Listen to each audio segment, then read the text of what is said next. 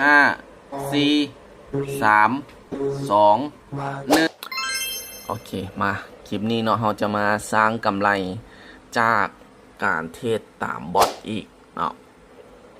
มื้อนี้วันที่14เนาะเวลา8 โมงเย็นเนาะตอนนี้ตลาดบิตคอยกำลังเหนียวโน้มขึ้นเนาะแต่ว่าออเดอร์นี้มันบอกเซลเนาะไม่นี่ซิมไป10 เหรียญพอเนาะจัดเซลไปเนาะจัดเซลไปไม่นี่บ่ค่อยมั่นใจเนาะไม่ได้ที่วิเคราะห์ตนเองวิเคราะห์แล้วก็บอทวิเคราะห์ถ้าตรงกันแล้วจึงออกตามเนาะถ้าว่าบ่ตรงเขาก็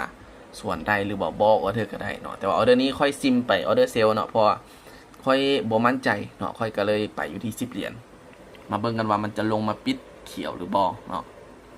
ไม่ได้ที่วิเคราะห์ตรงกันมั่นใจค่อยจะออกออเดอร์ค่อนข้างใหญ่หน่อยนึงเนาะ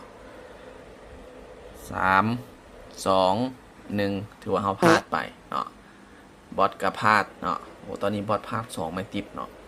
เสมอวินพลาดเนาะมาไม่นี้น่าจะงามๆแล้วแหละเนาะถ้าไม่นี้บอทบอกซื้อนี่มันจะไปประมาณ200เลยไหมนี่ไป300เนาะมาบอกยังปึ๊บ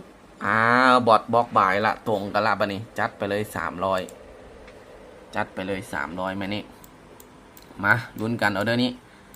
ถ้าไม่นี่วินออเดอร์เดียวพอเนาะออเดอร์เดียวพอไหมนี่นะมาลุ้นน้ำกันว่าออเดอร์นี้จะสามารถขึ้นไปปิดเขียวได้หรือบ่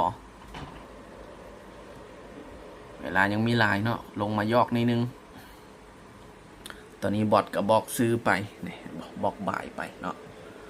โอเคขึ้นมาแล้วตอนนี้ขึ้นมาแล้วขึ้นมางามๆเลยเนาะ7 6 5 4 3 2 1สวยงามสวยงามสวยงามนี่ก็วินที่กันเนาะสุดยอดสุดยอดพอละเนาะพอละทุนอยู่ที่ 1,000 ถ้วนเนาะพอค่อยกระเทศไลน์ออเดอร์ละตั้งแต่ทุน 1,000 ถ้วนตอนนี้กำไรอยู่ที่351 เหรียญเดี๋ยวจะเข้าไปเบิ่งประวัติกำไรให้เนาะมาเข้ามาเบิ่งนี่ history ปุ๊บเนาะเห็นปะกำไรอยู่ที่351 เหรียญวินเลทนี่บอกให้เว้าเนาะสุดยอดเลยมีแต่พลาดไม่เดียวเมื่อกี้นี้เนาะเดี๋ยวจะให้เบิ่งพลาดเพียงไม่เดียวเมื่อกี้นี้ไม่ที่ค่อยบ่มั่นใจค่อยไป10 เหรียญพอเนาะเพราะวิเคราะห์ต่างจากบอทเนาะคันวิเคราะห์ตรงปุ๊บยัดเลยออเดอร์เน้นๆเนาะด้านลุ่มนี่กับเขียวขจีเนาะ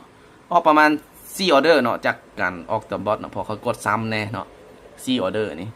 วินรัวๆ4 ออเดอร์นับเป็น5 6 ออเดอร์พลาดออเดอร์เดียวถือว่าสุดยอดแฮงเนาะสุดยอดแฮงโอเคคลิปนี้ค่อยบอได้สร้างขึ้นมาเพื่อซักส่วนแต่ยังใดเนาะ